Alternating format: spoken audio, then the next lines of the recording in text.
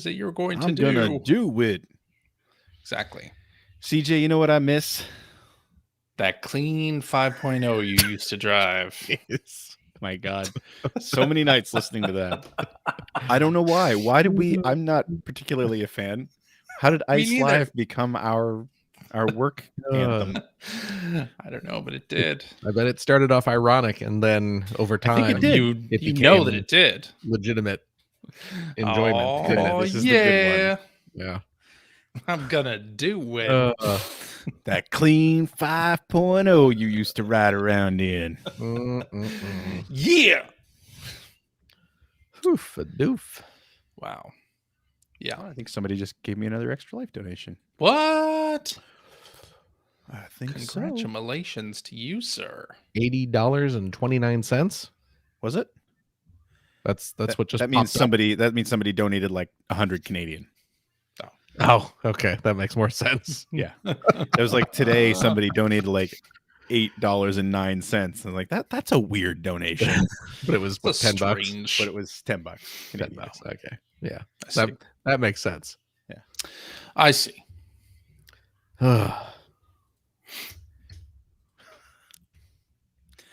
Monopoly money. Let's do What this happens thing. with all the different colors and everything? Come on, what are you guys thinking? Our money's beautiful. You know it does, and it is, and I appreciate all the pictures of Scott Thompson on them. Mm-hmm. He's a national treasure in his drag. Mm-hmm.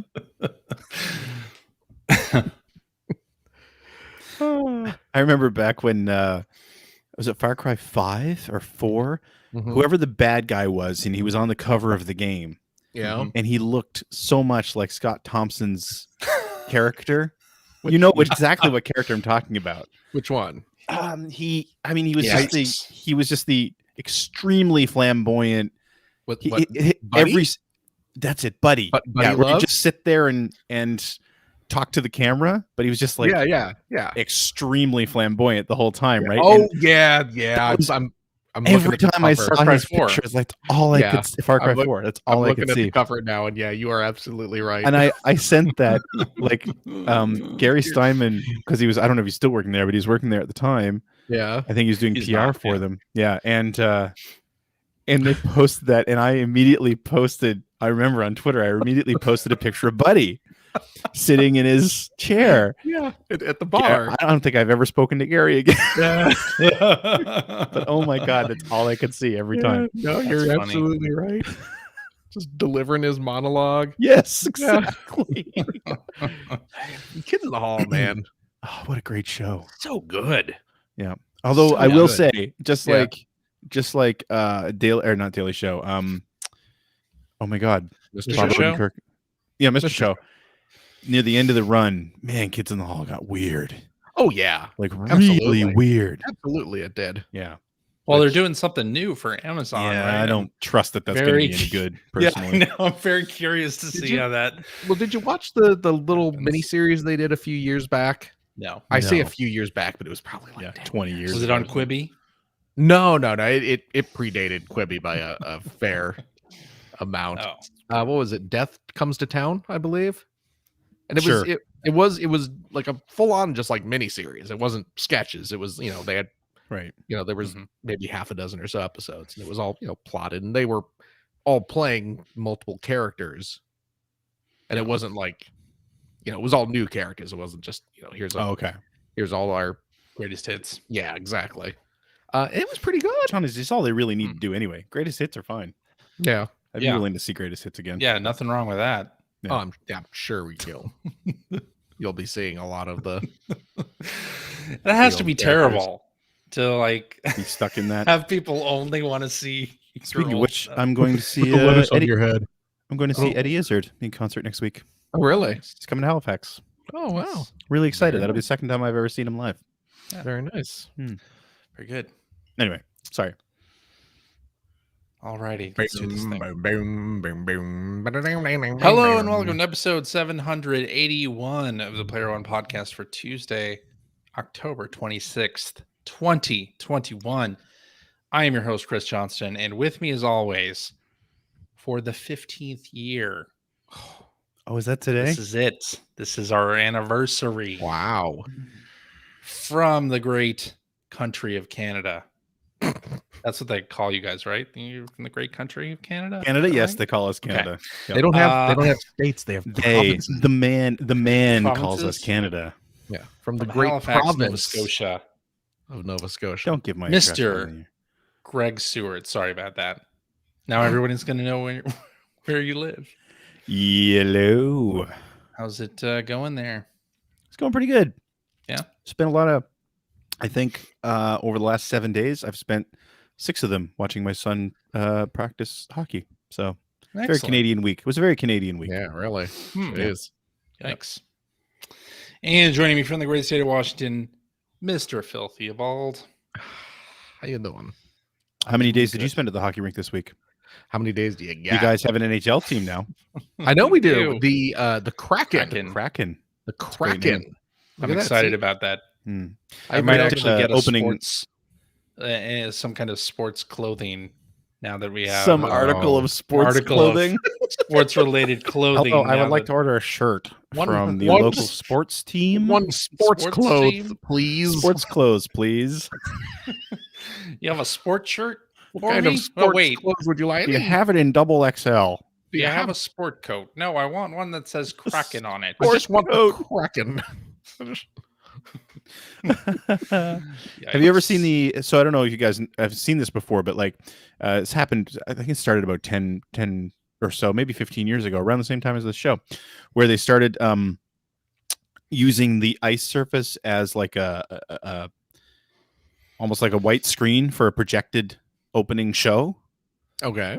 And so they do some really cool 3D stuff with the ice, right? Because of the nature of it, it can look 3-dimensional. Okay. And anyway, I saw clips of the Kraken's opening, and it was really cool because I mean, obviously, it's a Kraken breaking through the rink. It looks very neat. Okay. Yeah, Cool. It's you should look that stuff up. It's actually really impressive. A lot of them are. Okay. So.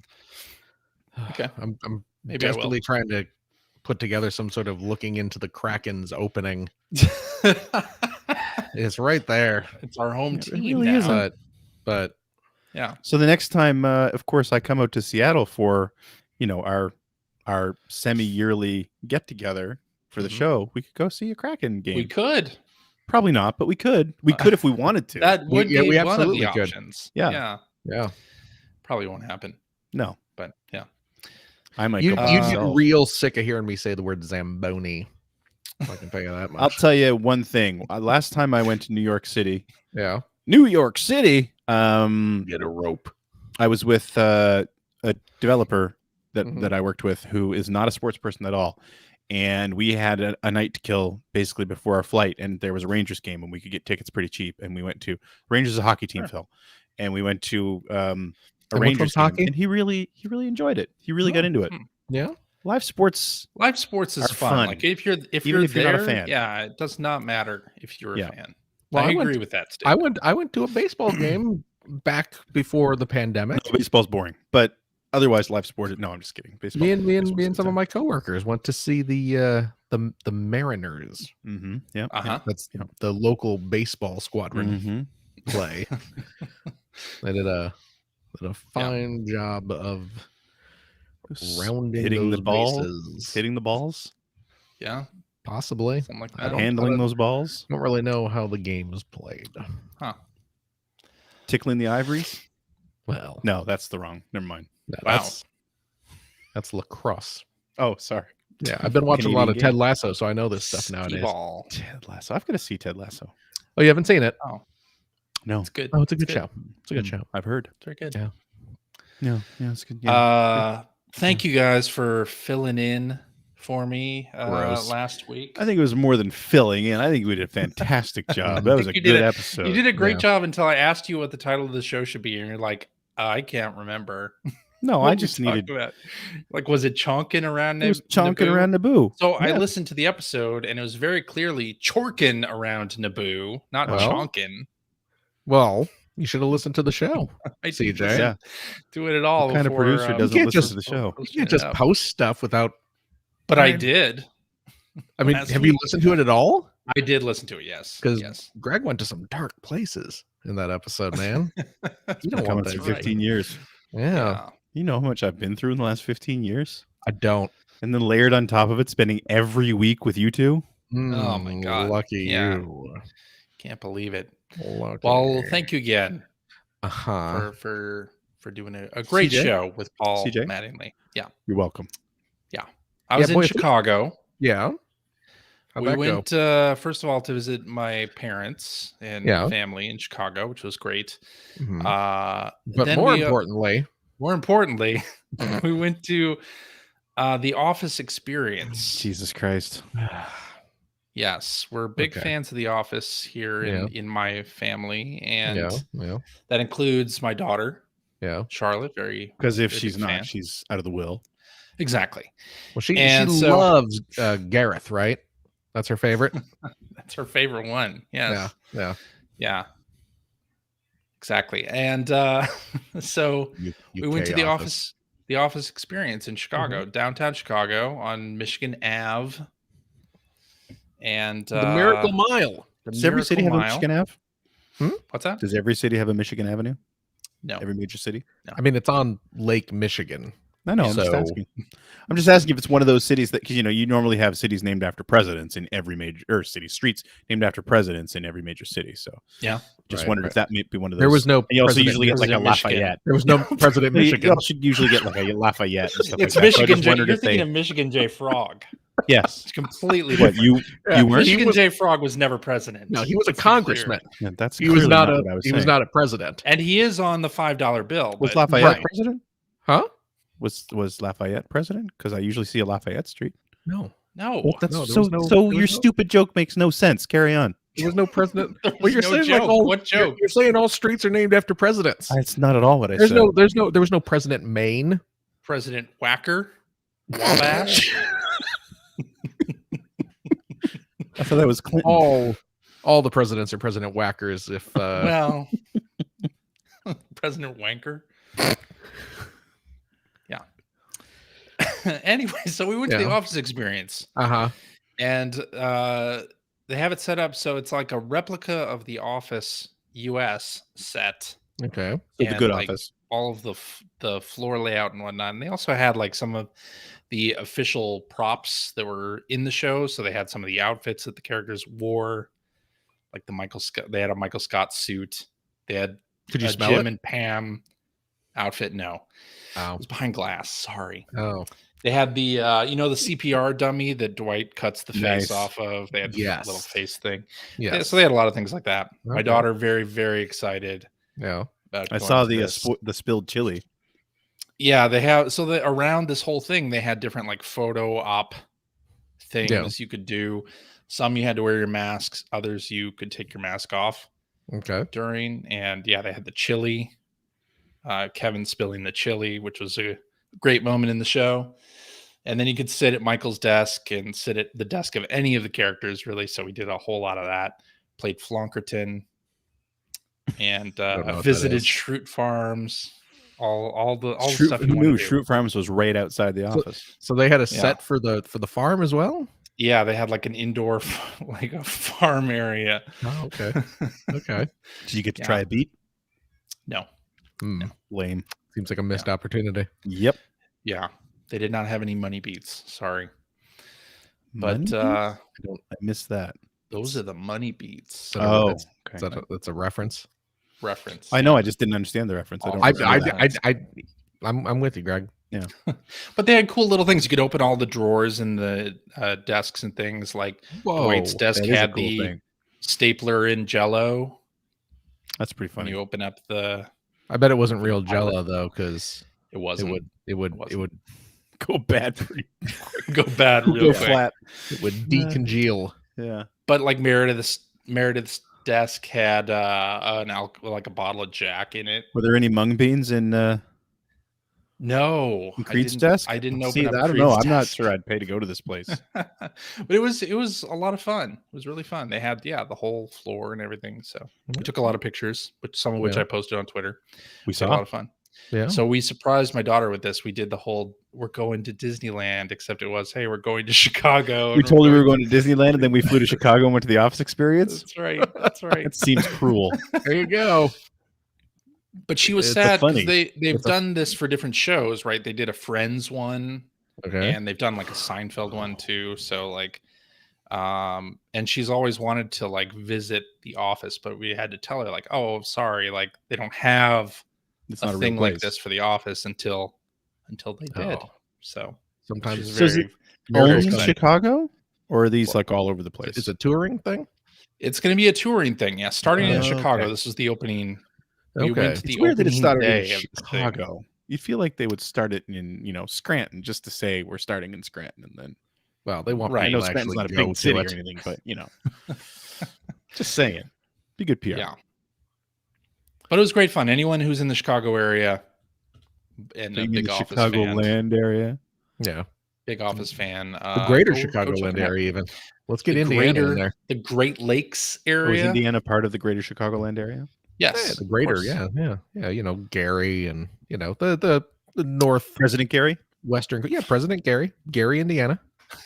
Our President Gary, Indiana. 17th president. Really, Chicagoland is from southern Michigan all the way over to like southern Wisconsin. That doesn't make any sense. Chicagoland. You guys were making fun of me a minute ago, but your place names don't make any sense. Listen, man, there's more than corn in Indiana. I don't know if you've heard this. Nope.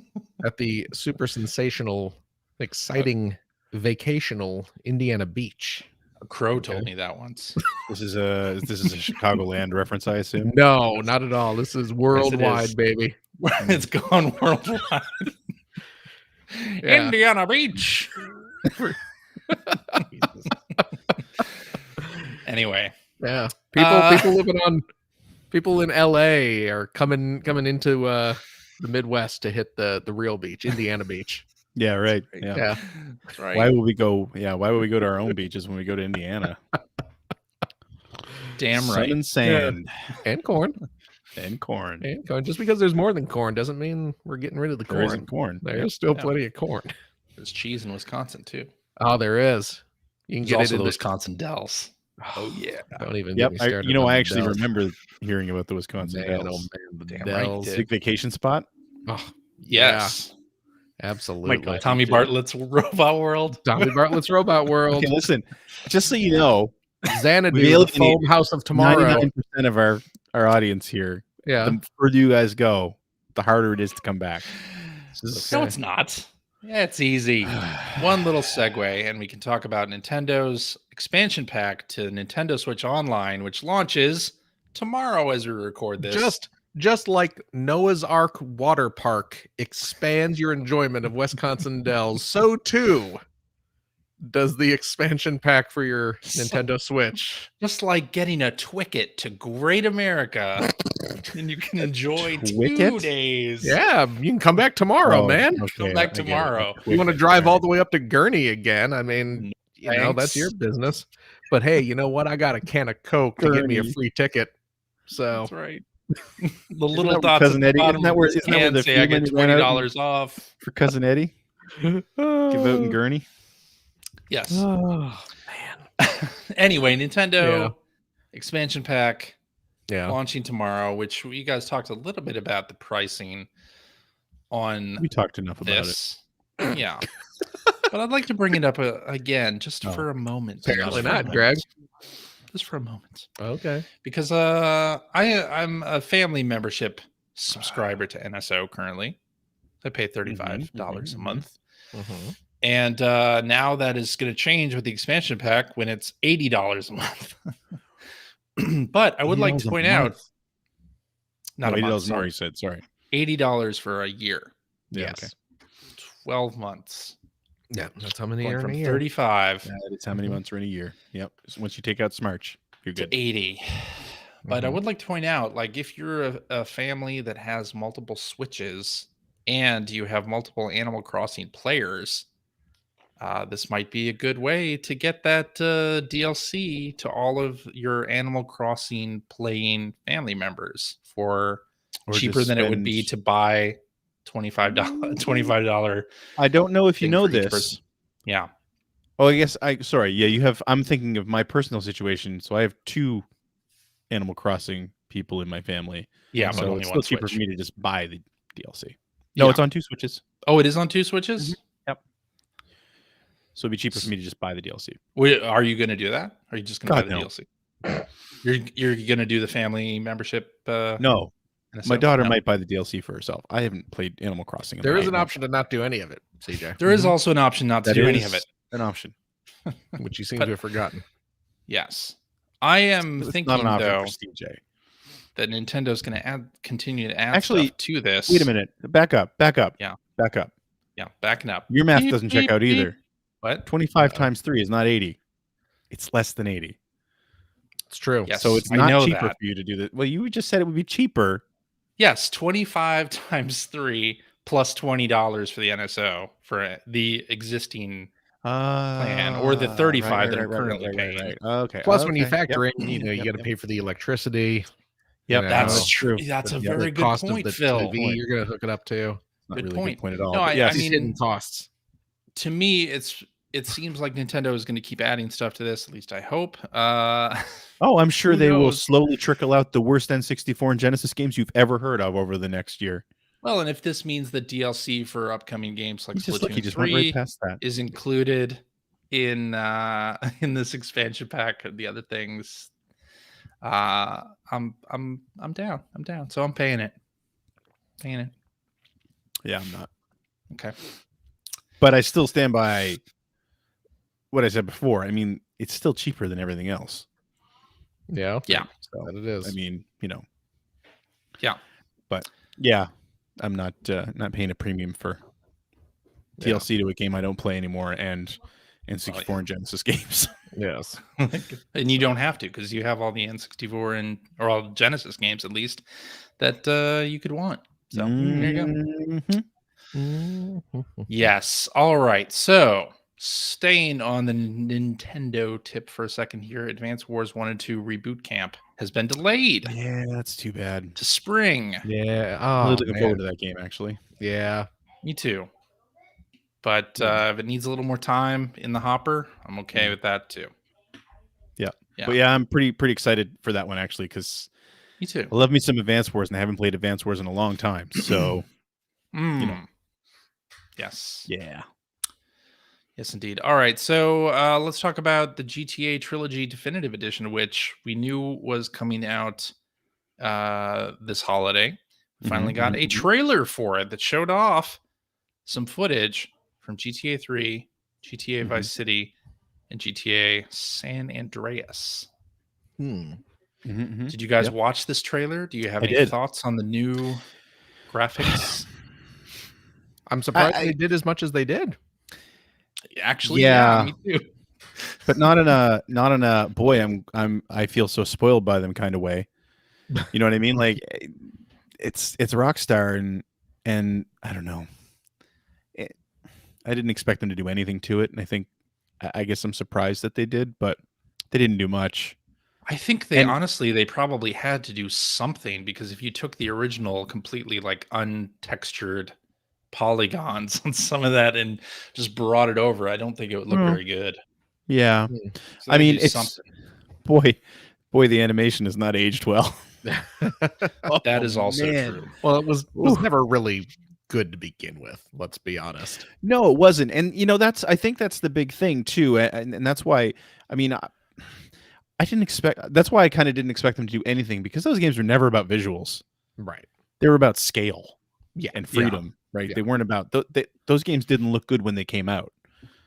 So, not compared to other big budget PS2 games. They didn't look good when they came out. But that wasn't the point. It was never the point. Right. And it never hurt them. No. So I mean, I think it's great. They're 3 very important games. Yeah. They haven't been re-released on consoles since, I think, the Xbox. Am I right? I think that was the re-release was on the original Xbox, which was 20 years ago. So, but they've always been backwards compatible, right? Yeah, I think so. Yeah. Oh, okay. They've been available, previously, prior to this. But only if you have an Xbox, right? Because you can't play PS2 games on your PS5. You're right. I don't know. That's true. But yeah, anyway, they've also been on PC for a long time though. But to me, and I think they've been very quiet about this, and I really wish they would just come out and say it. So much of the experience, especially in Vice City and San Andreas, is the licensed music. Right.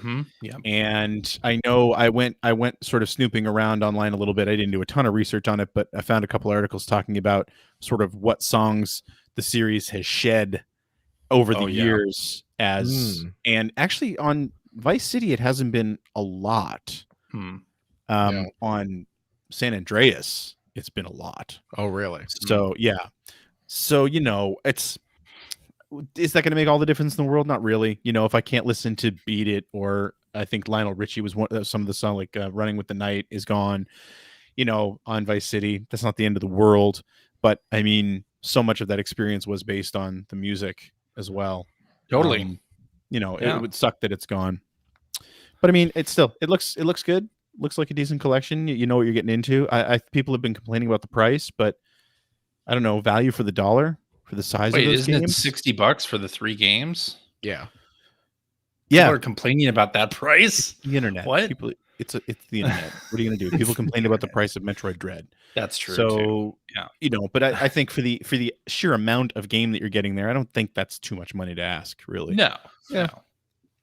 But I also wish that they would go and just make a new Grand Theft Auto, for God's sake. Which I'm sure they're doing, but the problem with that is that GTA Online is such a monster currently, right? It's kind of like that Mario Kart 8 Deluxe conundrum where it's like that makes me so sad. Game won't stop selling, so you can make another one. So makes me so sad. So GTO makes a ton of money. Yes. Yeah. Do you guys know anyone who plays GTO? No. A ton of streamers. No. Streamers. Okay. Yeah. Because I don't either. But I think there's some documentary about a group of people who like met and played GTA Online. Yeah. Yeah. Is that's I mean, it's just like a big, I met these people I think it's online. like a cultural thing that's just kind of happened. It's kind of amazing that now if they met each other playing GTO, GTA Online. GTA. Yeah, GTO is a different thing. Yes. That's an anime. Yeah. Now if they met each other in the game and then went on to like rob banks in real life and became like super successful bank robbers, there's your story. There it is. Yeah. But I don't think that's happening though. That's a shame. That's a good plot for a movie though. Yeah. Or a good hook for a song that we can write later. The met in GTA Online. They're it robbing was a banks. fateful meeting. All right. Oh my God. So if you're not getting the definitive edition collection, you can still play some of these games because Grand Theft Auto San Andreas is coming to Game Pass. Yes. And GTA 3 is coming to PS Now. PlayStation Now in December. And Vice City? So that leaves Vice City is a big question. The one you actually want, you've got to pay for. Yeah, it. got to pay for it. The one you actually want, I guess you have to pay for it. Yeah. Yeah. Oh well. There it is. All right, let's talk about some Sony stuff here. So we have a state of play presentation coming up on Wednesday this week, mainly going through some third-party games that some are new looks at existing announcements, and you'll have some new ones as well. So new state of play coming up. Get excited, please. I'm already excited. And big PlayStation news from last week, of course, is the Uncharted live action movie trailer. Got our first glimpse of this. Did you guys watch this? Did you hear about this? I did see this and hear about this. What are your thoughts about it, other than Tom Holland is Spider-Man? Little young to be Nathan Drake. I don't know. There's that shot of him behind the bar. He's I know. It's like, why is there a 17-year-old bartending? And Marky Mark makes a crack about it, like they're You know, they're kind of winking, but it's like, still, man. Yeah, Dude, he's dude kind of looks saying like what he's everyone's thinking. You know what? 13. Yeah. You know what? Marky Mark's too young too. To be Sully or Yeah. to be Drake? To be Sully. It's a prequel, right? No, I get it. And I had this exact same conversation with somebody. I get putting someone like Tom Holland in there. I mean, we all agree, right? Nathan Fillion is Nathan Drake. I mean, he's the guy who was born to play Nathan Drake. Yeah. Because I think Nathan Drake was basically based on him. But it seems like it anyway. But I get not casting an actor who's like, you know, I think 50. he's 50. Yeah. Well, he's the same age as Marky Mark, actually. So I get not casting. If you're going to do an origin story, you don't want Nathan Drake to be 50. I get it, especially if it turns into a series and like the time, if you get around to a trilogy, let's say, by the time you're getting to the third movie, your star's pushing 60. It's not going to work. But I think, they definitely. Ford. Yeah, really. Yeah, fair enough. I think that's a good point, though, because how old was Harrison Ford when the first Indiana Jones came out? He was in his 30s, wasn't he? Probably. Yeah, probably. Early 30s. But yeah, like I couldn't tell from the trailer if Nathan Drake is supposed to look really young. But I think the fact that the only thing I know Tom Holland from is Spider-Man, who's a teenager. I see a teenager when I see him.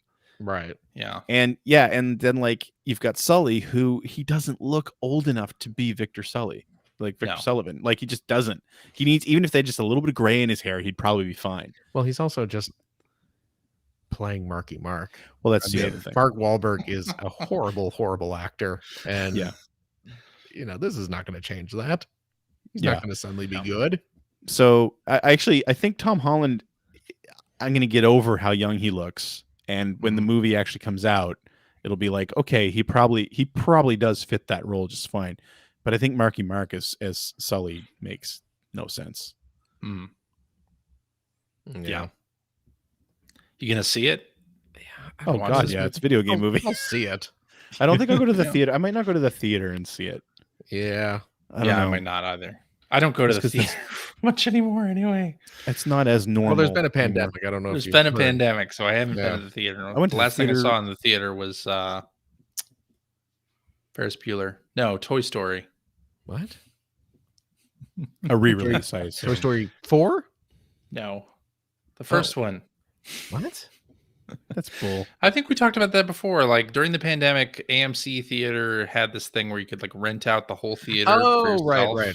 But they would allow you to do like classic movies.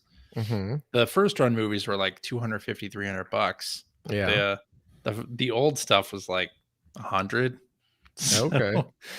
We did that for pretty much the cost of going to a movie anyway. My daughter's birthday. Okay. Last year. Yeah. So you watched the first Toy Story? Yeah. Okay. Mm-hmm. Graphically does not hold up. No, it doesn't. No. It's an ugly. I want to see them remaster that. That would be great. You know what? They probably could. I'd watch it. I'd totally do it. I would not mind that at all. I know there are some people who would just lose it at the idea of Pixar re-rendering. But I would be so that movie down with that. Like modern day. It's kind of fun in a way to watch those movies now, though, just to see the progression. Oh, yeah, technology. I wouldn't want original Toy Story to go away. No, but it would be a fun, fun little remaster. I'd be all for it. Because man, when the people show up in that movie, it's the people that don't look good. I mean, everything else looks old too, but the people don't look good. Yeah. They got much better at that. Well, later. Yeah. But anyway. So yeah, I'll probably see it. I don't know. Not in the theater, but I'll see it. Yeah. Anyway. I watched that new Dune movie. Did you watch Dune? I went and saw that in the theater this weekend. I haven't seen Dune. No spoilers, please. No spoilers. Don't watch it in 3D. That's my only advice. Did you see it in 3D? Yeah. I didn't realize it was in 3D. It's not really. But it's got sandworms. No, the 3D effect was very, very subtle. So subtle that it wasn't worth it. And Phil, you'll know this. The last 30 plus minutes of that movie are dark. Yeah. And I don't mean tonally, although I guess you could say that too, but I mean, it's literally low light. Right. And of course, when you're wearing those 3D glasses, it makes everything dimmer. Yeah. Anyway, right. So, yeah. Like there was, I can say, because this scene is in the trailer with the big sandworm facing the screen. Yeah. You couldn't even see its teeth. Oh, what? The 3D glasses. Really? Everything was just very, there was no definition at all. And it has more than a few teeth. Yeah. So, so it's just like, this was such a waste. Man, that's too bad. Yeah, I just watched it on the old HBO Max. HBO Max. Yep. Mm-hmm. Make sure you watch it at least on a big screen TV though. Well, I did. That movie, or I at know, least I'm just sit saying for really CJ. real close to it. No, I'm saying though that movie needs a big screen. It's shot to be seen in a very grand scale. I mostly watched it. It's beautiful on the iPhone. So I think a lot of people might, and I think that would really be cheating you. iPod video that really. I know you guys are being funny, but movie. Just saying, it needs to be viewed. You cheated not just the movie, but yourself. So the movie's terrible, but it looks beautiful. I liked it. Ugh, I'm so bored. Oh, really? Oh really? My god! Huh. I'm looking at my watch. I mean, it wasn't unwatchable like the old one, right? Like not even close to the same level, but it does have because I did not enjoy it because it's only the first half of the book apparently, and so it kind of like the movie ends kind of right when it's starting, hopefully getting good. Yeah. It's like, okay, we're gonna go have an adventure now, and then it's the end credits. So it's like the Fellowship gets together and then it's over. Yeah. Well, and they haven't even greenlit the sequel. No, they have right? not. Yeah. I'm sure they will though, since it apparently made a lot of money in the theaters and did it? Was a big debut for HBO Max. So. Okay, good. Well, good. Uh-huh. Yeah. Alrighty. Well, I guess we should get into what you've been playing. Okay. And we're going to kick it off with Greg. Sure. So I've played a few different things this week. One of the games that I was playing was actually a Kickstarter that I got a couple weeks ago, but I hadn't really played around with, called Demons of Astaborg. There's the Mega Drive. What the Borg? Case Astaborg. What? Say that first part again. What the Borg? Asta. Say that first syllable. D. Couldn't get him to do it. Anyway, it's really interesting. It kind of sells itself as a Metroid style game. Some would call it a Metroidvania, but not me. I wouldn't. And it is kind of, but it's also a very linear level based action game. The Metroid style gameplay comes from, like, generally the level will start in a very linear fashion, and then you'll get to kind of a not a hub, but kind of an area where the paths will branch. And like usually, at least for the few levels that I've played, the first time there was a ghost that appeared that you needed to go find a fragment of its memory. And then like you kind of the whole level up to that point had been like in this town, and then you went down a well, and then there's like there were catacombs and everything down there, and you kind of move through there, and there were a few different branching paths, and it did feel kind of like a Metroid game in that place, but it looped back on itself. So you get back to the point, you find the thing you're looking for, you get back to the point that you were at. It's like, okay, thanks, we did this, here's a new power, and now you can escape back up to the surface again and finish the linear level. That's kind of how it was going.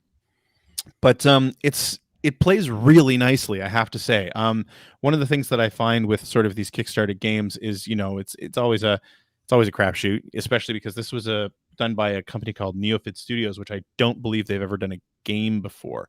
They've worked in games, but I don't think they've ever produced their own game before. Okay. So it's always a bit of a I hope this plays okay, but the physics feel really nice on it. It's just sort of a side-scrolling slasher. It's all sword based. But you've got a few different moves like dash and everything like that. and a wall jump that works really well. It's a good wall jump, not like a, more along the lines of a, well, I don't even know what to what to compare it to. Not like a Ninja Gaiden, you don't stick to the wall. More of along lines like of a Sunsoft Batman, where you stick to the wall long enough that you can control the jump. You don't find yourself falling because you can get the timing right. Right. Or anything like that. The graphics are really pretty. There's some really nice backgrounds, some really nice use of color. And the music I enjoyed. It didn't like stick out, but it sounds really good. So I'm really interested in playing more of it, actually, because from what I played, I really did enjoy it. The difficulty was ratcheting up a little bit where I stopped. So you just you just got a Genesis cartridge with that. Yeah, it was a Genesis cartridge. Okay. So kickstarted. Do they also supply you with a ROM for it? Because I've seen sometimes these indie developers will do that too. Like you'll get what physical cart and a ROM. They might have. I'd need to go back and check. Okay. If I got one. Got some stickers too.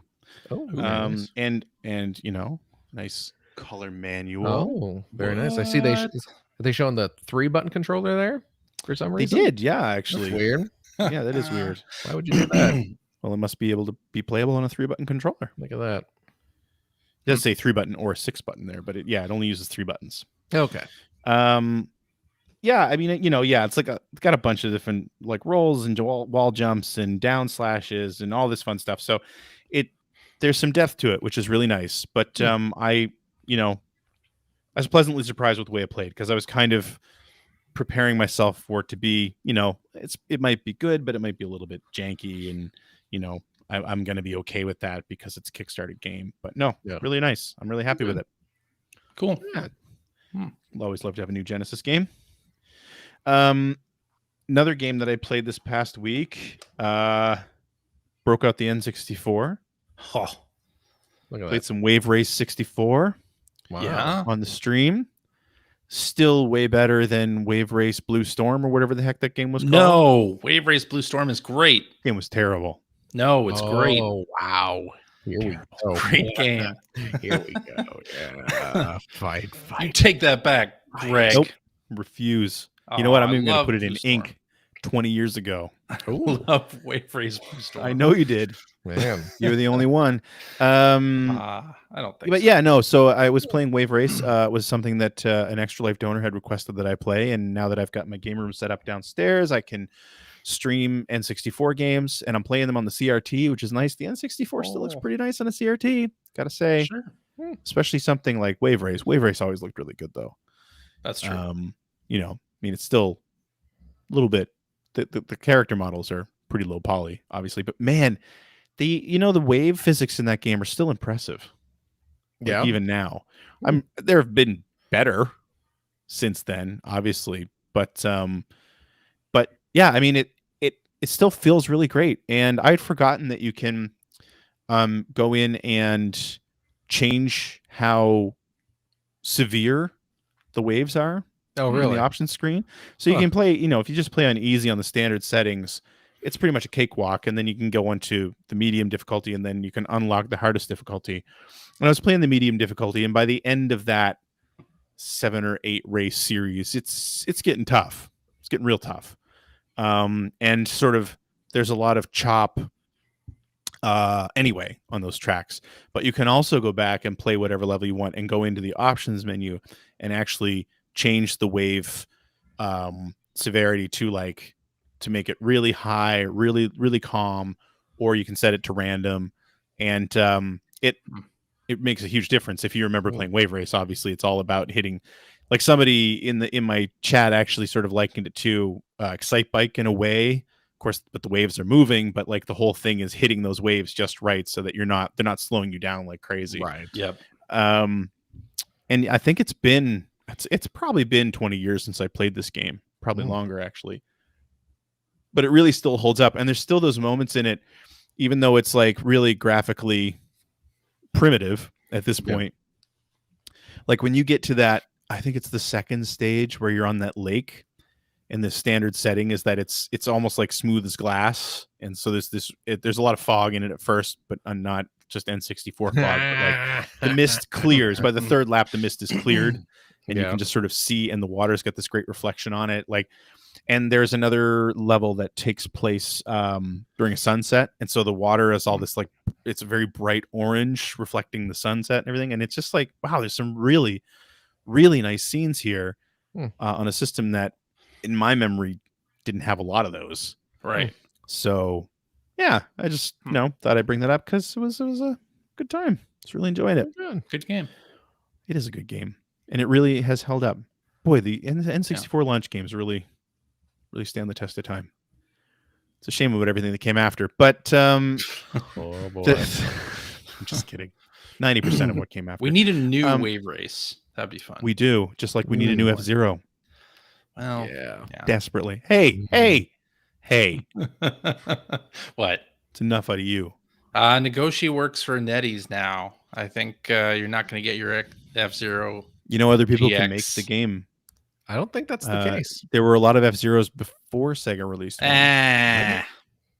Name one. Name one. Exactly. F-Zero. Oh, damn. F-Zero X. I forgot about F-Zero. There's another one. Damn. You forgot. I like it. Another old game I was playing this week on the stream as well was Vandal Hearts. It's an old Konami strategy RPG for the PlayStation 1. Mm-hmm. Yeah. And I remember it being, this was pre-Final Fantasy VII, pre-Final Fantasy Tactics. And Konami released this, and I want to say Suikoden and this came out around approximately the same time, but they were both pre-Final Fantasy VII at least. And yeah, I just remember this game totally taking me back when it came out. It was 96, I think, when it came out. You sure these are pre-Final Fantasy VII? Almost positive. What year did Final Fantasy VII come out? 97? Good question. Now we're gonna do some great radio. Vandal Hearts was October 25th, 1996. Yes. Yeah.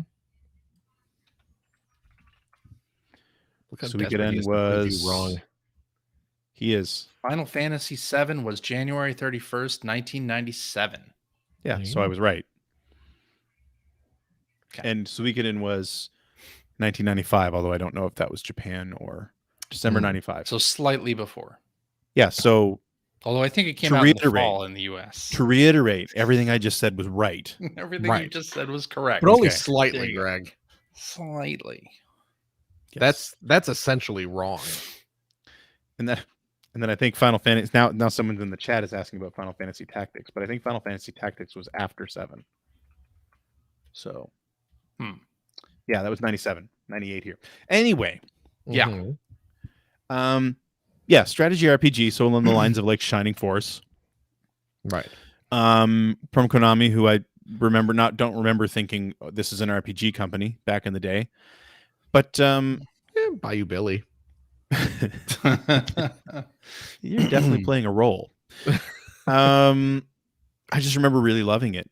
And I never ever did play Vandal Hearts 2. I have a copy of it, but I never played it. So anyway, I've been getting around to it here on my Twitch stream and still love it. Man, that's a good game. It goes along the same lines as what you expect for a lot of these older, especially strategy RPGs, where it's just sort of a rock, paper, scissors style. Like I have a fighter, you're an archer, my fighter is stronger against your archer, the archer is stronger against flying characters are stronger against fighters, that sort of thing. But it's like, actually, we were just talking about Dune. It's filled with political intrigue, which was kind of its thing. And it was funny playing it this week because I and the chat were constantly kind of taken aback by how relevant almost everything that was happening. Like, it's all about like a militarized police force that's using a lot of excessive force on people who are rising up or resisting, and like a lot of talk about like, how they destroyed they taxed the rich and all that. Like, it's just, I'm just bringing I was enjoying this conversation until you brought all I'm saying is it was only recently the politics came into video games. That's all I'm getting at. Yeah right. And by that I mean 1996, but well before that. Yeah, well, I mean that. Bart versus the Space Mutants. Yeah, done. Very political. Yep. Yep. Anyway, no, it's a really good game and full of blood, which is another amazing thing. If you ever played this game, anytime you kill a character, there's just a geyser of blood that's like screen high. Is it like it's very samurai movie kind of thing? Very much. Like just like it's just spray. this like a spray Bushido of red blade particles suddenly? out of the character. Yeah. Yeah. But no, I'm really enjoying playing it. Although it is funny to play something that old and in 3D. I'm playing it on a PS3, so it's got the smoothing that automatically turned on. Looks awful. Because the characters are all sprites, and it makes them look like they were put through a smoothing filter on something, right? Like because that's what they are. The polygon areas look good, the textures look good, but the characters look awful. So I turned it off. But that's same thing like with Tactics. Final Fantasy Tactics was the same, where you have relatively small areas and you just have sort of a bitmap background that they float on top of that's constantly moving. But it's quaint, it's cute, it's old school, feels good. I'm really enjoying it, playing a lot of it. Yeah, love it. Love Vandal Hearts. The final thing that I was playing this week that I was really excited to try out, I've had people asking me if I'd played this. So you guys remember Horizon Chase Turbo? Absolutely. Sort of that Outrun style arcade racer. Game. That is a good game. Yeah. So, and I'm sure I'm not saying Aquiris Game Studio properly. They're a Brazilian studio that made this game.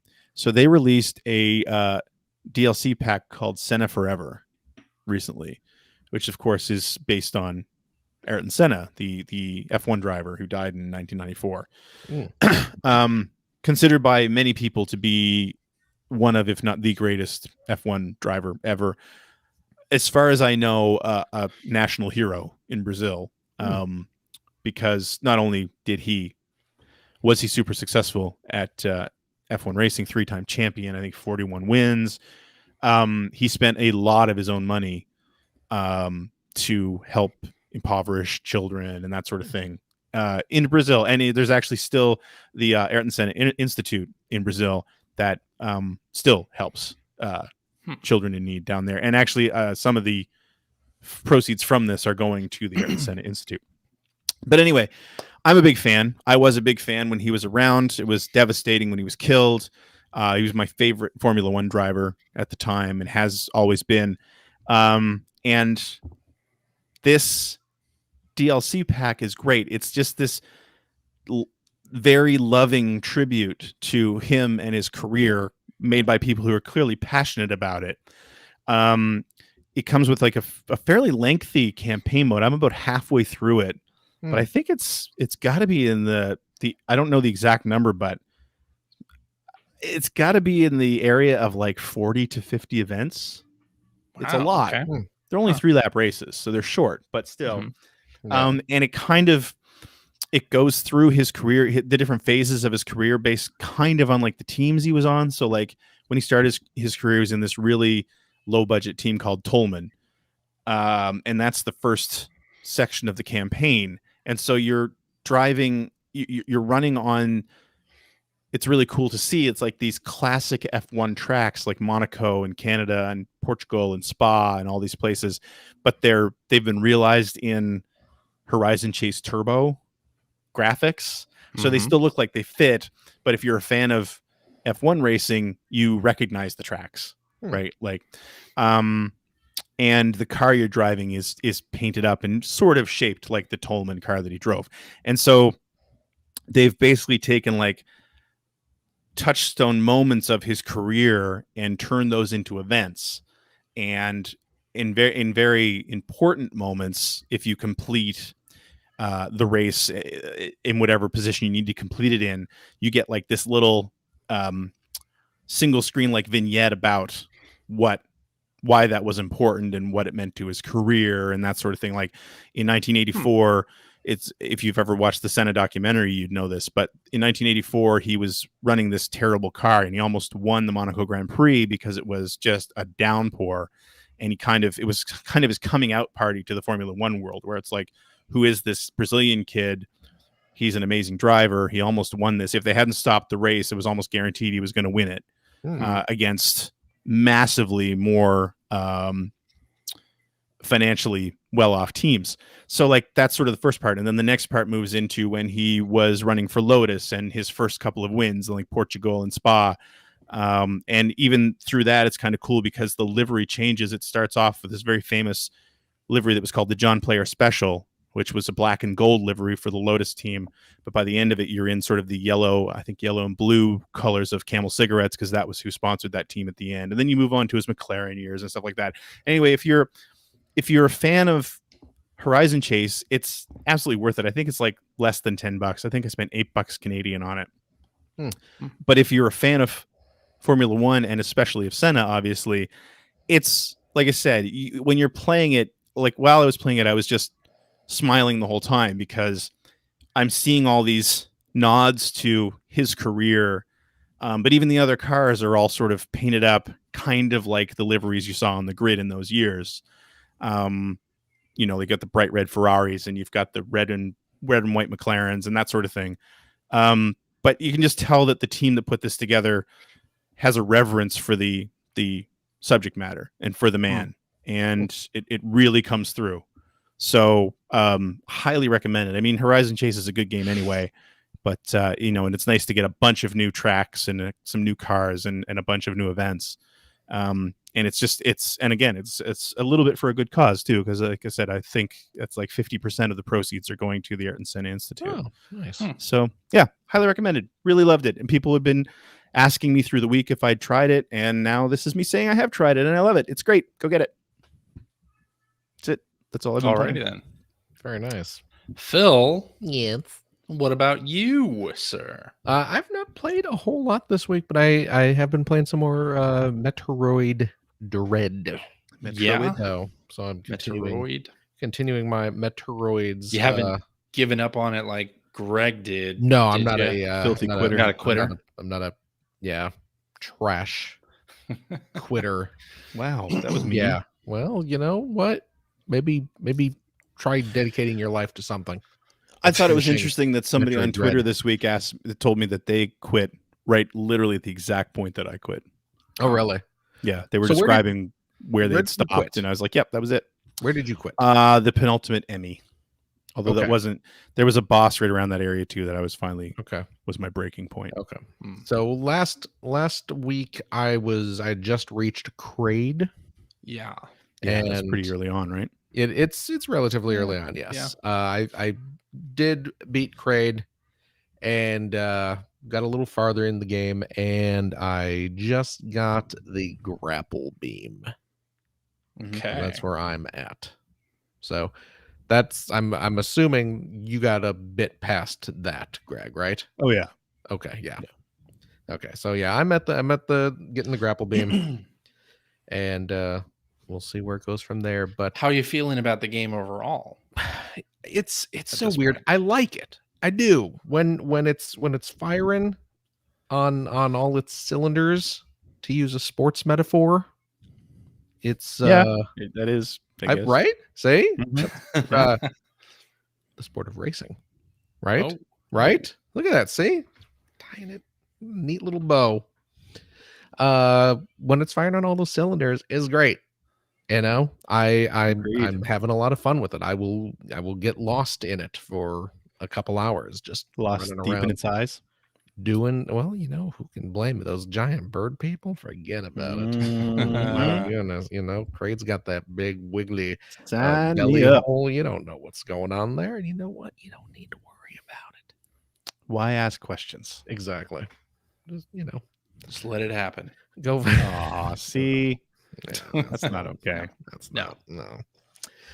So, but then you know, again, you get to an Emmy section, and then it's just the game stops. Yeah. Your momentum stops. Your You will know, to it live stops. Yeah, and I'm just like, ugh. Yeah. Yeah. Start I questioning your choices as far as hobbies. I was having a little trouble getting past the yellow Emmy. What was his sort of?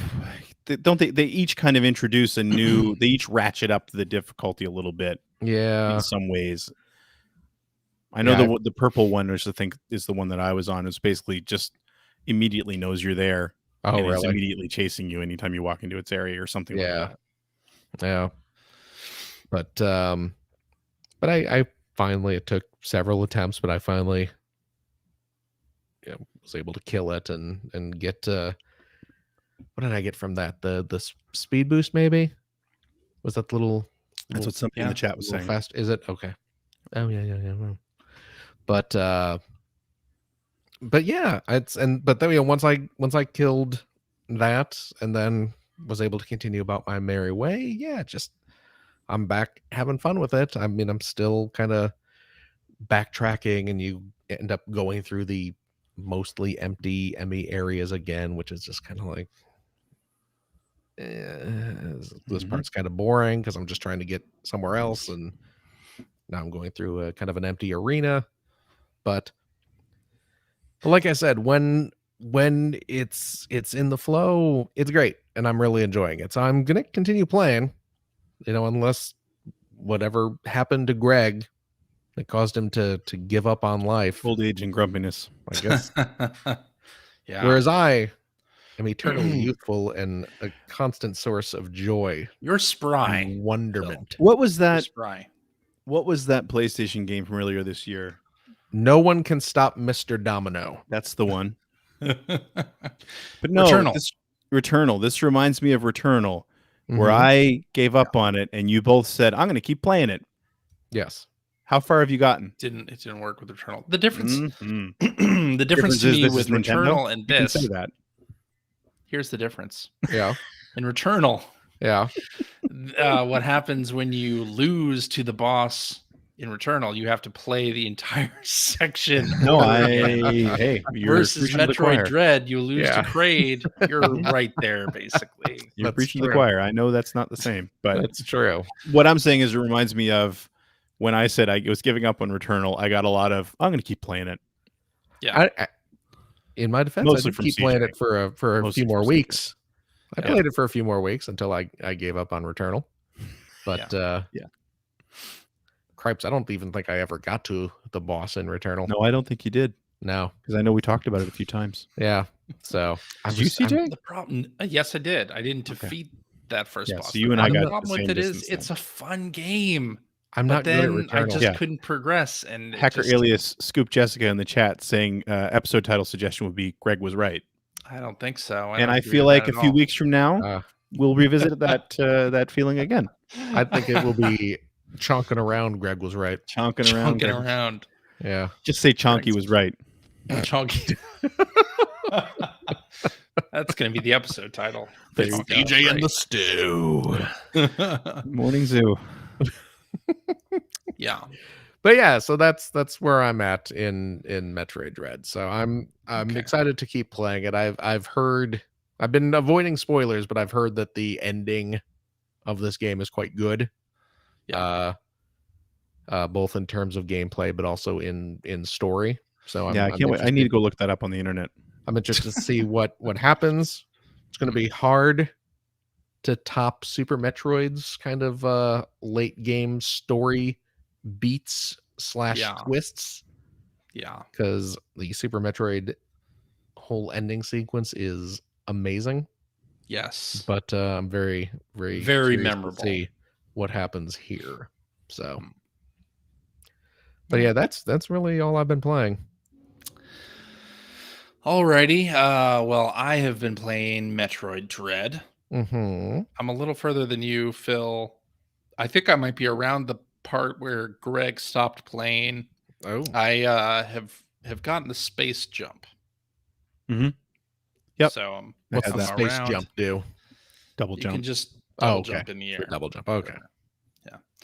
So I'm at that point, and I'm still really enjoying it. I am playing this how I played Super Metroid back in the day with a guidebook. Just in our player's guide. Your opinion doesn't matter. Yeah. No, I use the player's guide. So you're playing it the way you used to review games for EGM? No. Well, no, because he's playing. That's not true. Oh, that's right. No back of the box when you buy digital. Ouch. We're reviewing games for EGM. There was no game facts. No, there were review guides. Well, sometimes there were. Not often. Not often. But So yeah, I'm playing it with a guide basically, where I'm looking at whatever the section is. Like, here's where you need to be, and here's what you're gonna get next, or whatever. Like, so I'm not just traveling. So you've taken the frustration of the map out of your. I'm not traveling willy-nilly experience. around the map. I know what area I'm supposed to go to. I don't blame you, because that was one of the problems, and we talked about that before too. That was one of the problems I had, is I felt like the map was useless. Yeah. Well, I started out not doing that, but then I got to a point where I just would go like back and forth from two different areas, like not sure where I should go next. So I'm like, okay, I'll pull up the IGN wiki guide and just look at the chapter names, the page names, and that'll be my tour through Metroid Dread. So I've been doing that. And I, like Phil said, like when this game is firing on all cylinders, it is fantastic. Scoring goals left and right, to use another sports metaphor. I don't feel like that makes any sense, but yeah, it does in Rocket League.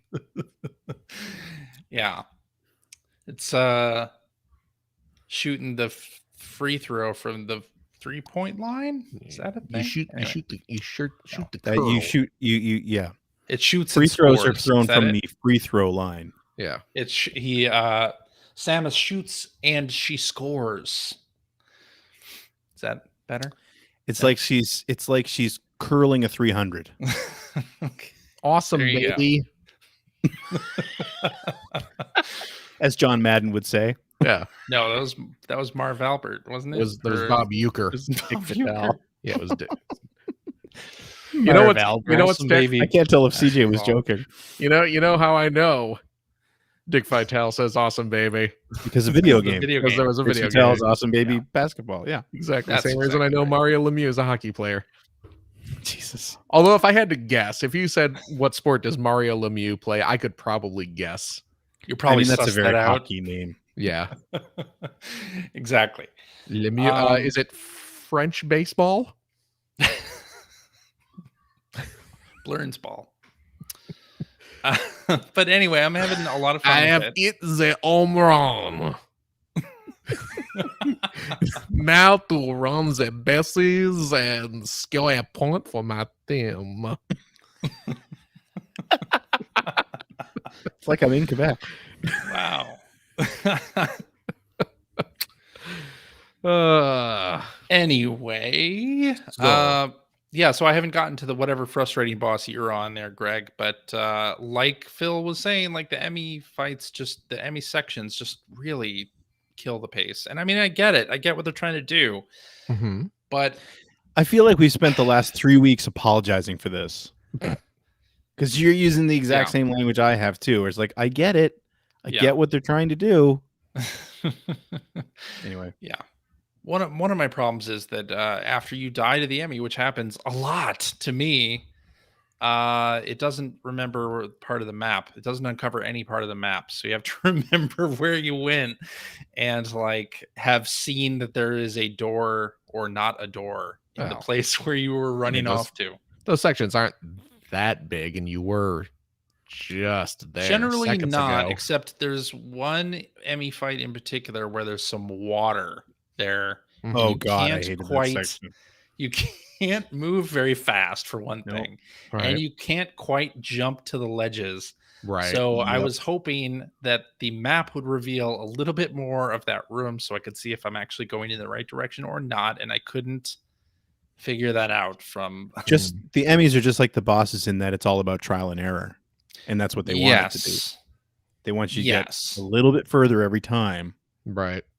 Yeah, until you've got it sorted out. Yeah, and I really haven't successfully used the cloaking mechanism.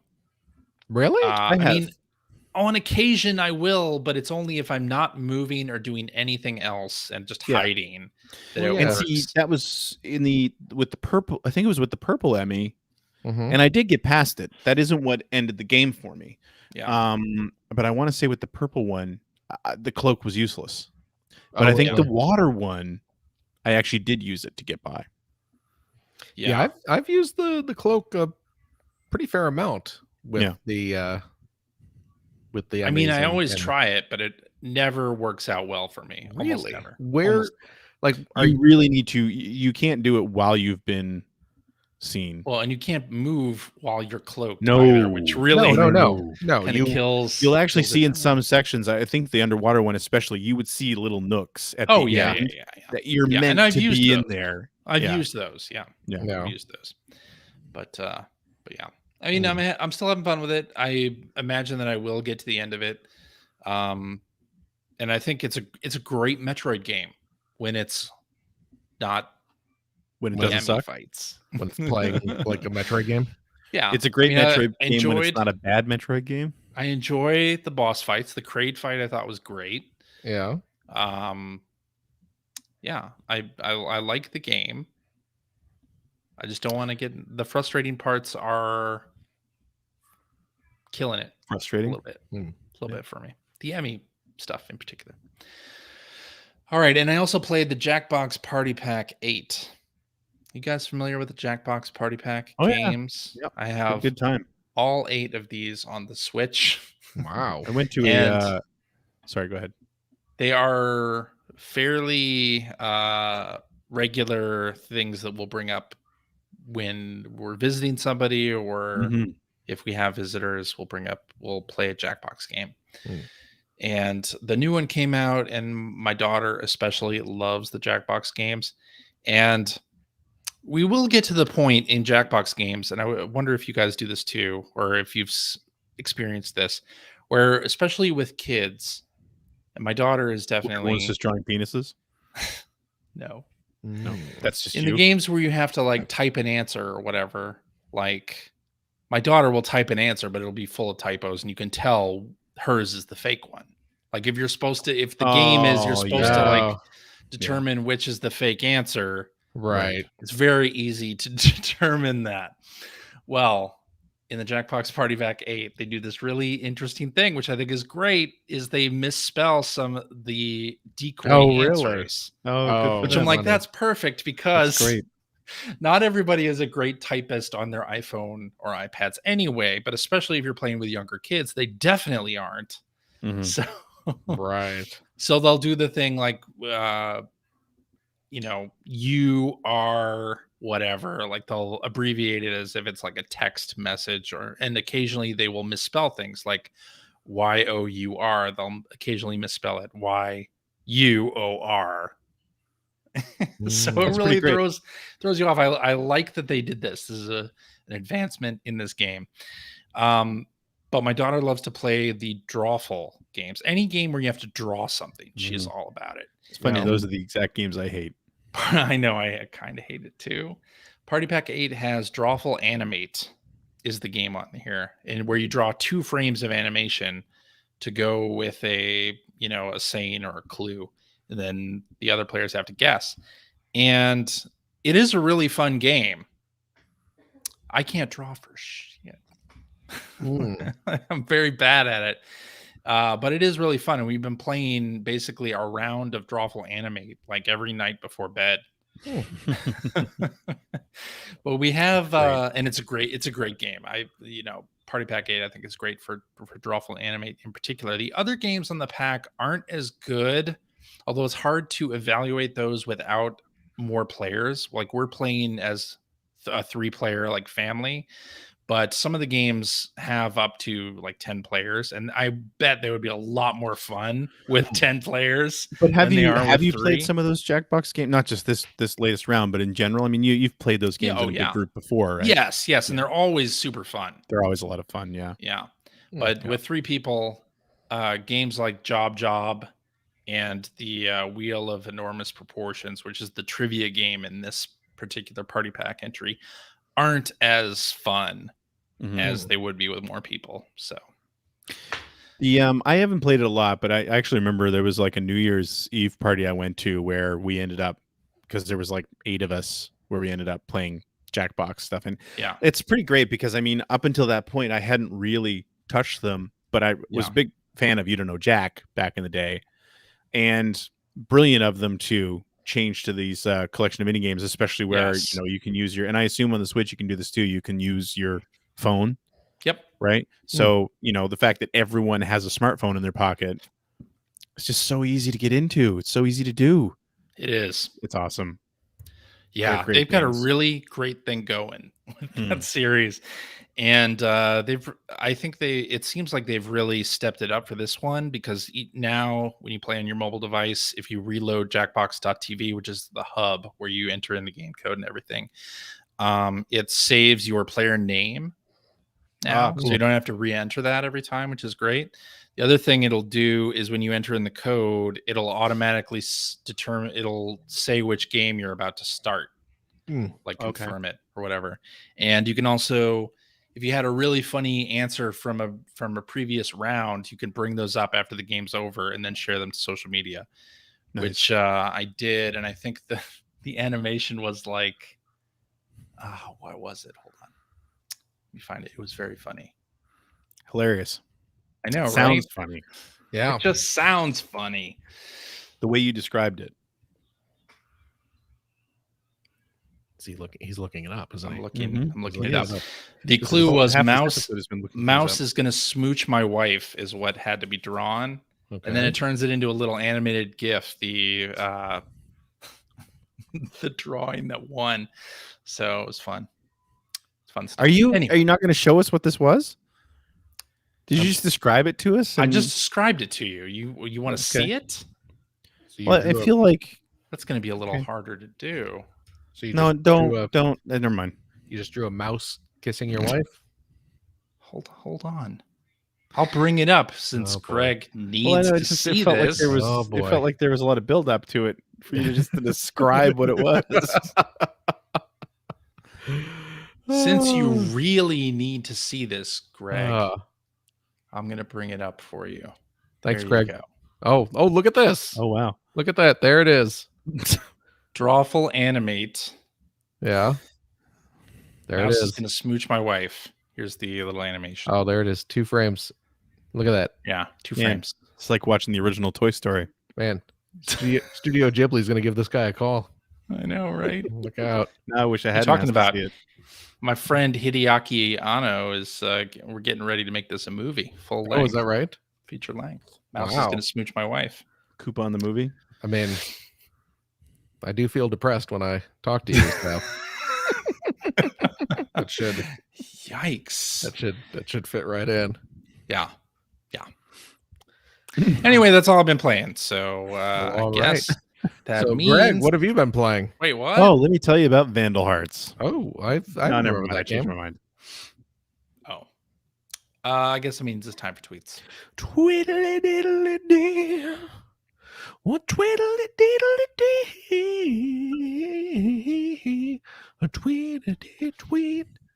Well, tweet on your tweeting day. We're gonna do a twiddly tweets. We're gonna rate them. Yeah, come on and send your questions, your comments. Your CJ's gone. He's left the show. So I'm just gonna keep singing about tweets. All right, let's do this one from Hackerilius Blarcade, who says Metroid Dread seems to have strong sales right out of the gate, helped by being on the Nintendo Switch. However, will the high difficulty prevent it from having the evergreen status of many Nintendo first-party offerings? Worse, will it put another pause on the series? I don't know. It's got really strong sales. I don't know about putting a pause on the series. It seems like it's selling very strongly. Well, I guess we'll see when the October NPDs come out. But it did come out early in the month, so I imagine it'll do pretty well on those NPDs. I think I was reading, isn't it the best-selling Metroid, like, as far in as the UK, the rate of sales? In Japan. I thought it was in Japan as well, yeah. Yeah, Japan as well. Okay. Yes. So I don't think it's going to hurt the series. Probably not. The high difficulty... I think it definitely, especially considering that Nintendo's other properties are usually very, I don't want to say family friendly. That's not what I'm looking for, but there's not a high barrier to entry. Right. This definitely has that. And no options to change. And no options to reduce it. This isn't like Mario 3D World where if you die 4 times, it gives you a P-Wing. Right. Yeah. Right. I mean, right. So I think that will definitely limit it moving something forward. like Fire Emblem. Yeah. Yep. Not an easy that's game. true. That's true. That's very true. Yeah. You know. Although in Fire Emblem you can set permadeath to off. Right. Yeah. But And I do see a still lot of difficult, people but- playing this game, finishing it, and then going back and playing through it again to either speed run it for alternate endings, if there is that, I don't even know, and sequence break and try to do that. So I do see a lot of people doing that on Twitter. I don't think I'll be doing that, but I do see a lot of folks doing it. Okay. So I don't think it's going to hurt anything. No, I don't either. No, I think this is going to be the best-selling Metroid game Oh, in yeah. the franchise by I don't know. I think a I don't pretty know. big factor. Yeah, I think down the line, the audience for replaying it will be lower than you would see for something like a Mario or anything. But yeah, this isn't Mario Kart 8 Deluxe. It's not Yeah. going to be on the charts for years, but yeah. And I mean, I hope Prime 4 does well. If they bring Prime remastered out on Switch, I'll definitely pick that up. But yeah, all right, let's do this. Yeah, I'm looking forward to that because I want to play Prime 3 without motion controls. There you go. All right, let's do this one from Hacker Alias Rad Dad Gamer, who says, I know finishing a game is not as common of a thing in adult life, but I just finished Metroid Dread and was wondering, does anyone else get that sense of, yes, I beat it. Dang, I beat it. Now what? When finishing a game? Yeah, sometimes. Yeah, for sure. Sometimes I do. Yeah. I have a particularly bad habit of getting very, very close to beating a game, and I'll be aware that I'm very close to beating the game. And then I'll just stop playing it because it's like, would want it to be over. Yeah. It's like, and it's stupid. It makes no sense, but I'll still do it on occasion. So hopefully I don't do it with Metroid because I do actually want to finish this game.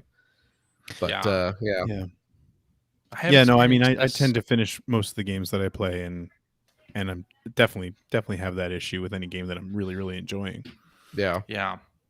I think the original Dead Space and Dead Space 2, when you finished those, they gave you like an option for a new game plus. And I almost never do that. I almost never do it either. But Dead Space and Dead Space 2, I was like, maybe I should. Now that I'm like powered up, things, maybe I should go back and play through New Game Plus. And Ratchet and Clank Rift Apart, I did do that. New Game Plus. Yeah. Played a little bit of that. I wanted to max out all my weapons just because. Just for fun. In Ratchet and Clank, and I did. Yeah. Very nice. Yeah, I mean, I did the New Game Plus with Miles Morales just to get the platinum. Yeah, I did that too. Because I was having so much fun with it. So actually, two great examples of exactly what the original question was all about. Both of those games, when the game was over, I was like, oh, yeah. Really, and now more and more games do allow you to go back either before the last battle or have that sort of New Game Plus and go back into the environment, either play from the beginning or additional missions. Yeah, which is awesome.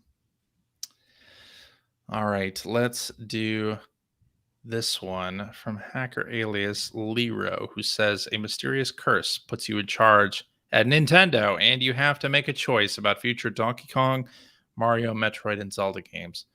One franchise gets only 3D games, one only 2D, one gets only spin-offs, no more mainline, and the other is dead. What do you choose? What were the 4 franchises again? Donkey Kong, Mario, Metroid, and Zelda. The choices are only 3D, only 2D, only spin-offs, and the other dies. No. Ooh, we got to kill one of them. Got to kill one. Man.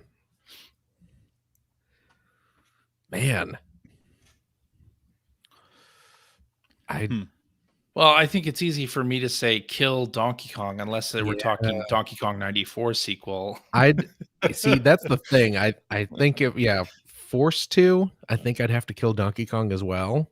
Yeah. But if I was mysteriously put in charge, what I would do is kill off the rare design of Donkey Kong and go back to old school Donkey Kong. Yeah. Where he had like the plus signs for his teeth. You know, I'd love to see a game that incorporates that sort of man, I love original that old Nintendo design art again. style. Yeah. Be so good. So I'm gonna say 2D, 3D, and spin-offs. I'm gonna say spin-offs Mario, because I think Mario has had some pretty great spin-offs and could continue down that line. Yeah. Um, I'd make all Zeldas 2D. I'm sorry. I've always preferred 2D Zelda to 3D Zelda. I would flip that. I'd say Metroid 2D and then Zelda 3D. Yeah, same.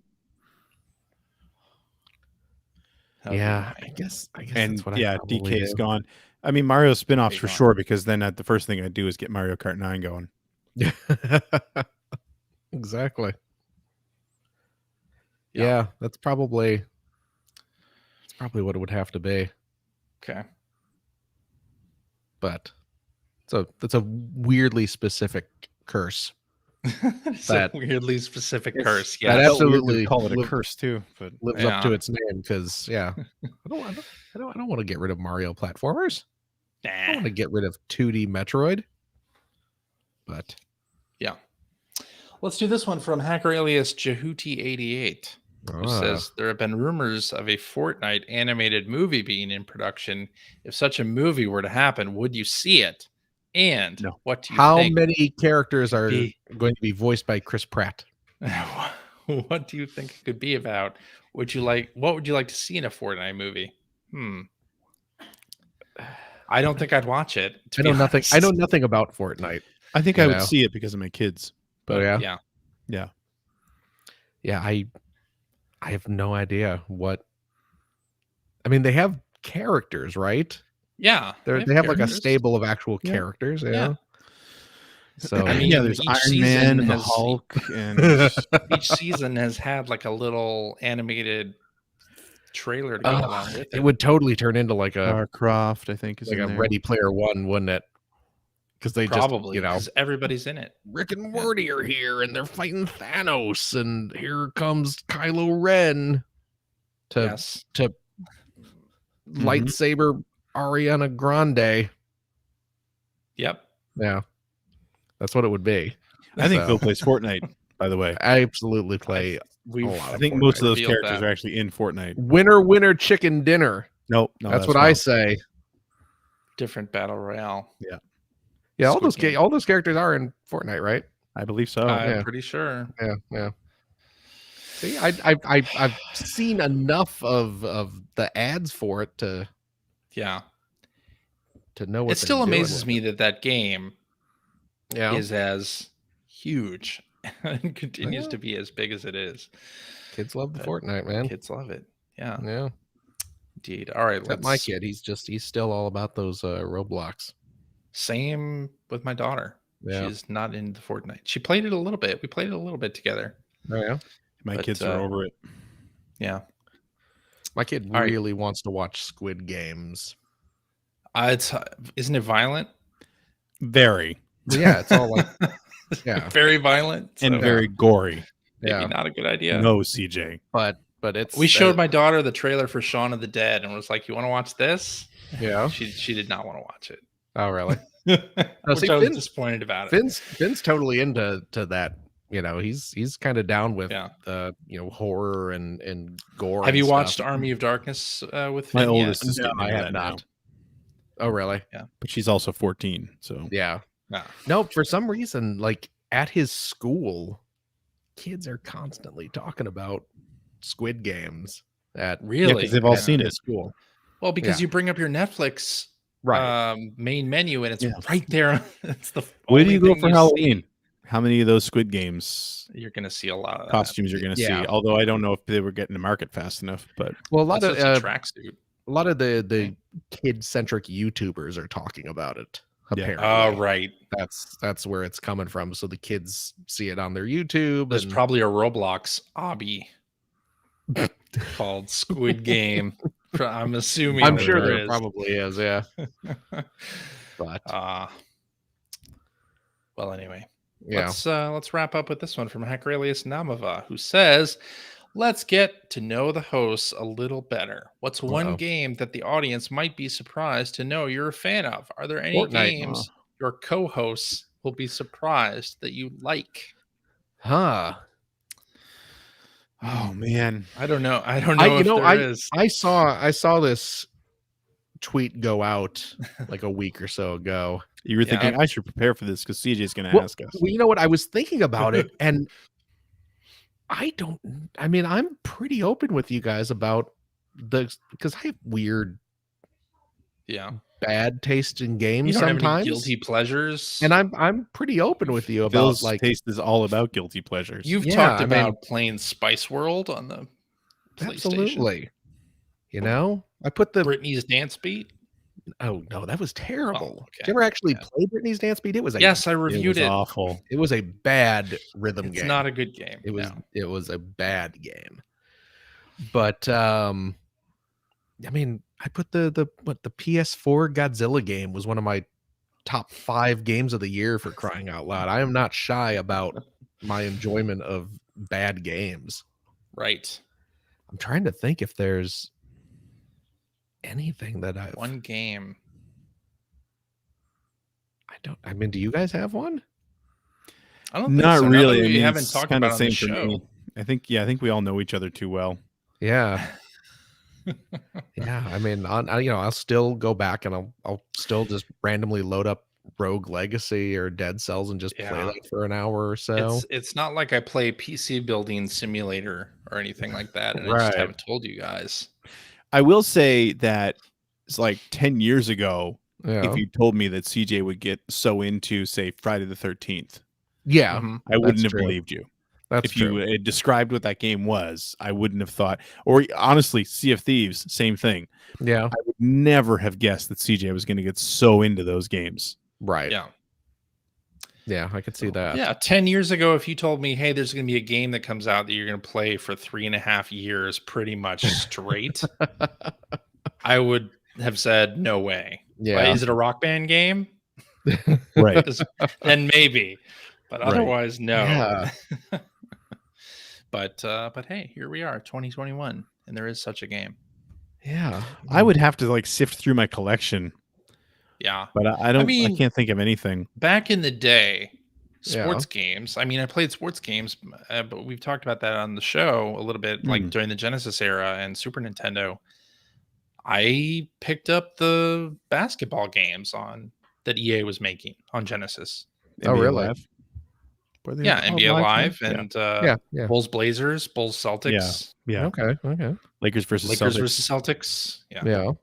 Bulls versus Blazers was another one. Yeah. I bought those. Huh. But I fell out of arcade. Or I fell out of sports games when they became simulations and not so much video games. So and there was a point too, I think, where a lot of people were in that same boat, especially when Midway started releasing like Blitz and stuff like that. Yeah, but even like Blades Jam of Steel, like when that came out on the NES, that was just a thing you played. Oh yeah. Didn't matter if you were a hockey fan or not. I've always thought the game industry was so much smaller back then. Yeah. And there were so fewer games, that and especially if you were sort of like a hardcore gamer. I know that I personally played anything that looked remotely interesting back then. And, now you just can't even hope to do that. Not only because we're older and we don't necessarily have that kind of time anymore, but also because there's just so much that you can't really do it. So, it actually doesn't surprise me to know that you played sports games back then because, if you have even a slight interest in them, why not? Yeah, totally. Yeah. I'm looking at my shelf over here, and it's like you guys know I play all this crap. Yeah, you guys know I play Samurai Warriors. You guys know I'm not embarrassed to talk about that. The Lego games and yeah, all that nonsense. I Yeah. I don't know. I'm an open book, man. Same. I played that terrible Leisure Suit Larry game that came out, and we talked all about it on the show. Yeah, see, we're not surprised about that.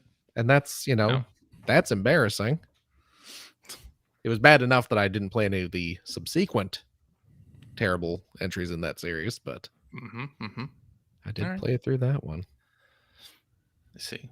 Oh man, that was a bad game.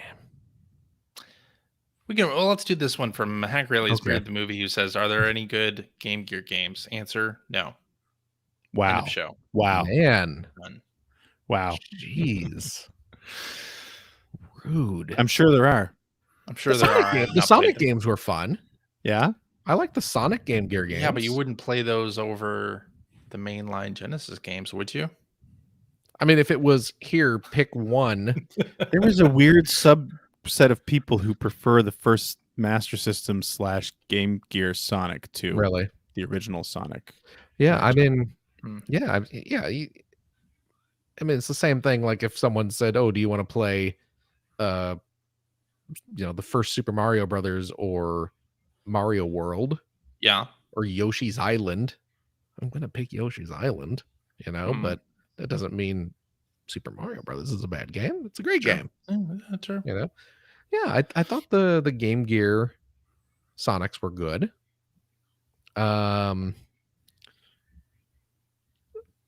Jessica in the chat called out the GG Shinobi game. Oh was yeah, really good. yeah, those It were was actually really good. I those played were that fun. a few years back. Yeah, There's another those- like Zelda style game that I played a couple of years ago that was really good too. was it Axe Battler? No, I've never played that. Really? Axe Battler. Axe Battler, yeah, that was Yeah, because that Axe was Battler, the that was Golden Zelda. Axe Zelda style game. Yeah, Oh, really? Huh. Yeah, Mhm. starring the male, the barbarian from Golden starring Axe Battler. Axe Battler is his name, That's his name. but he was the barbarian character. Yeah, he's no Okay. Gilius Thunderhead or Tyrus Flare. Look at that, That huh? was Tyrus Flare. Is it? I don't know. It might be. That's how I say it. You know what? I just turned on my 3DS for the Why? first time in a long time. It's still got a charge. Yeah. Just to see what Game Gear games, because Game Gear was on the Virtual Console on the 3DS. Yes. Imagine that. I have purchased 4 Game Gear games. I purchased Dragon Crystal. Which is just Fatal one. Labyrinth.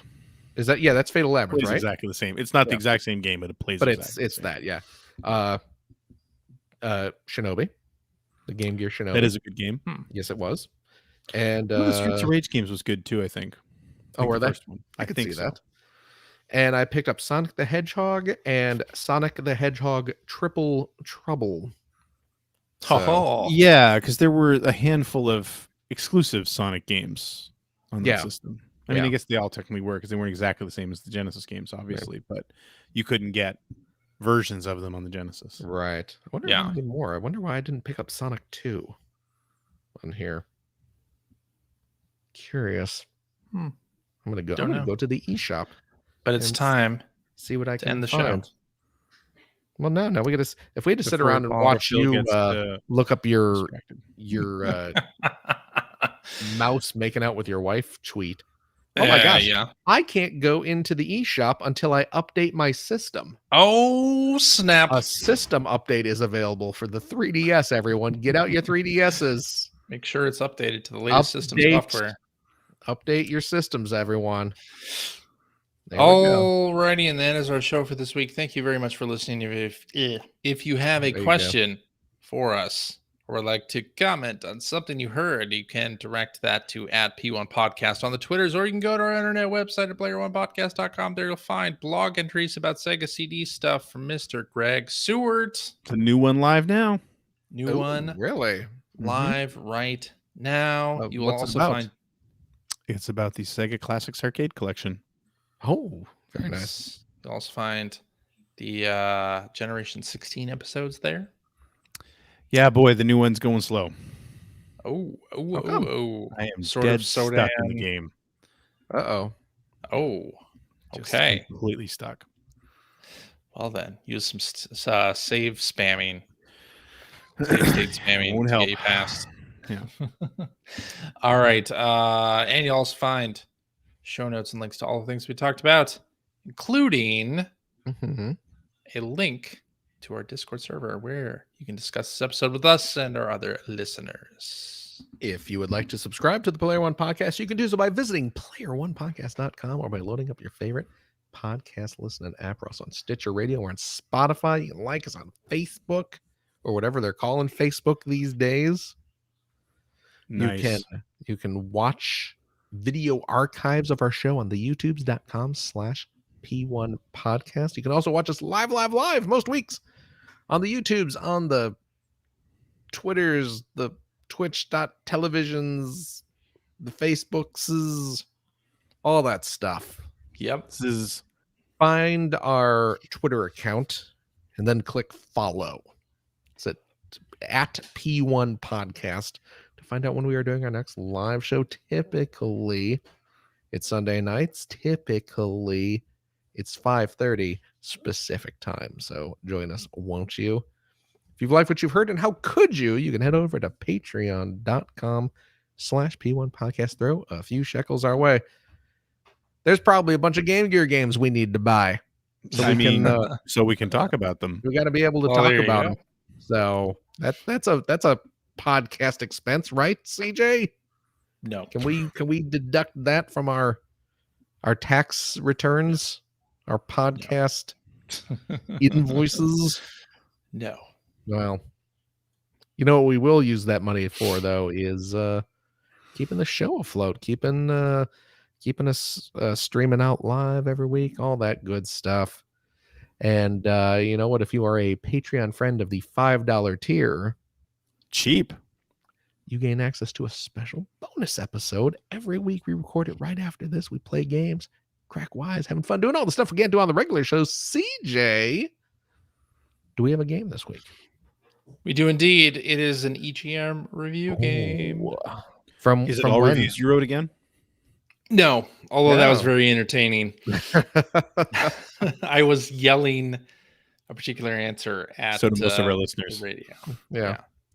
But that was fun. No, it is an EGM review game from the October 1996 issue. 96. Okay. Year. So, PlayStation's about a year old. yes. this point. Yes, that Okay. is correct. Right around the So, time Vandal Hearts came out. Oh, perfect. Right around that time. Is one of Yeah. them Vandal Hearts? No. Better be. Yeah. Tune in, folks, to find out if Vandal Hearts is one of them. Hold on, I got to edit a text document here. There we go. All of them were Vandal Hearts. Damn it. Hey, you know what? If you have a couple bucks left over, head over to patreon.com/generation16 to help support Greg Stewart's outstanding, and it is outstanding, web series about North America's favorite runner-up, the Sega Genesis. Thank you, Phil. Of course. And Hey. if what? Hell Oh, yes. no, go ahead. Go ahead. If you are a Patreon supporter of the $5 per episode variety, Also cheap. you get access to my weekly vlog called The Weekly Commute that I actually haven't uploaded for tonight. I need to do that right after the show, where I talk about the production of the episodes, why I'm completely stuck on the current one, the research I'm doing, other YouTube stuff I'm working on, what I'm playing, talk smack about CJ and Phil. It's good times.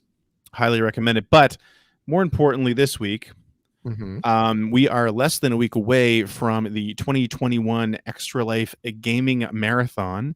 Thank you, everyone, for your generous donations, including you, Phil. That's for those of you who sponsored one or more of the 24 hours of the marathon. It's an Xbox versus GameCube marathon this year. 12 hours of Xbox games, 12 hours of GameCube games. The schedule has been set. We're going to be starting at 7 a.m. Eastern on November 6th over at Twitch TV/Seward. We have raised over 50% of our $10,000 goal this year, which I'm super excited about. I wasn't sure we were going to even make that before we got to game day. So we've got just under $5,000 to raise for this year, and I know we can do it. So please consider stopping by. It's going to be a lot of fun, 24 hours straight, as long as the Xbox and GameCube hold out.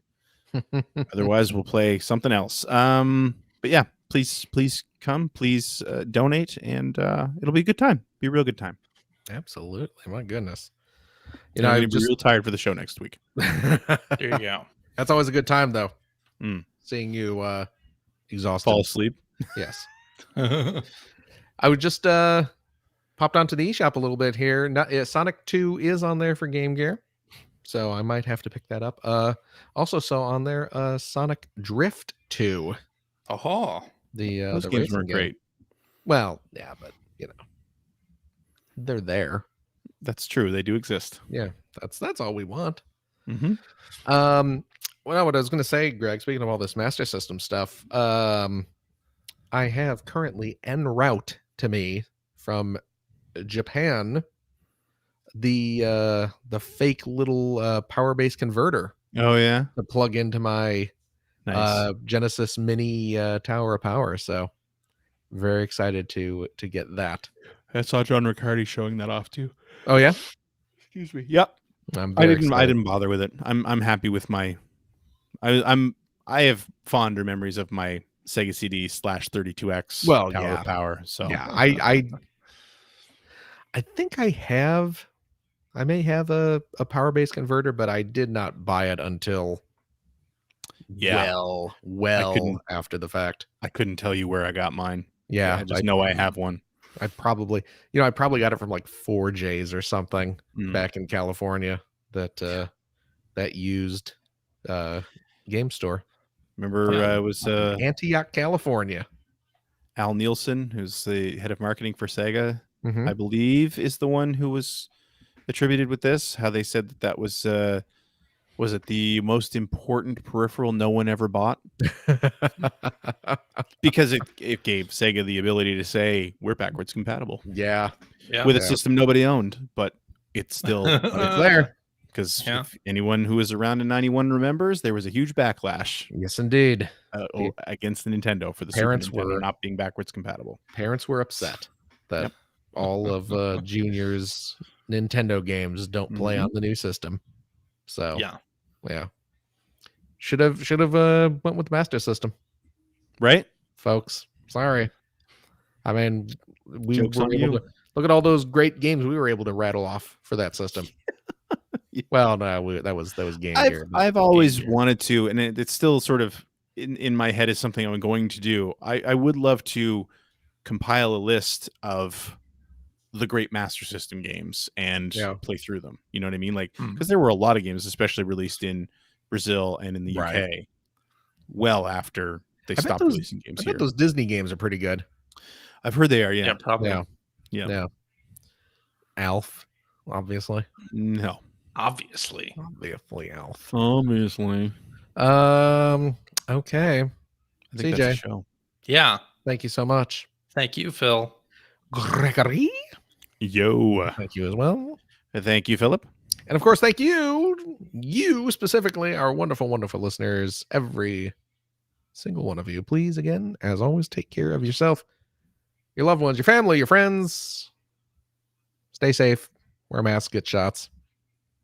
Do what you got to do. Don't get shot. I said get a shot. Shots. A shot. Anyone will do. No shot. Dog bite. Is that another Office reference? Seinfeld. Oh. Okay. The classic dog bite bit. Oh, and Elaine has rabies? Or thinks she has rabies? You remember that? Anyway. Is that the one with Frogger? No. Okay. We'll see you next week, folks. Bye.